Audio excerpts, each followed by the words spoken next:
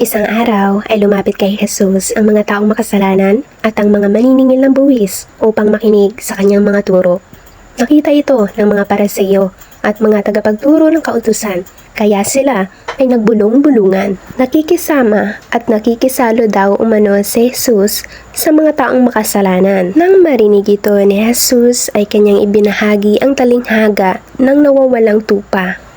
May isang lalaki na may 100 tupa, ngunit nawala ang isa.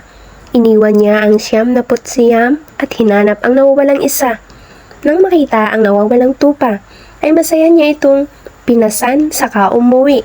Pagdating sa bahay, ay inanyayahan niya ang kanyang kaibigan at mga kapitbahay at sinabing, "Makipagsaya kayo sa akin dahil nakita ko na ang tupa kong nawawala."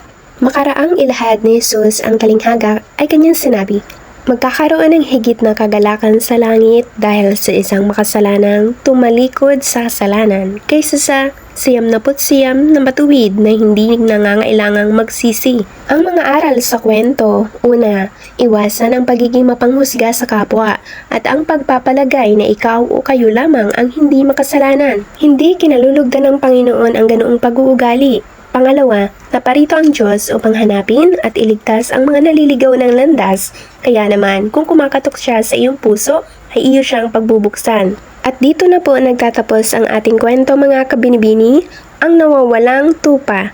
Maraming salamat po sa pakikinig at panonood. Sana po may natutunan po kayo. Please like and subscribe. Mag-iingat po kayo. God bless. Bye!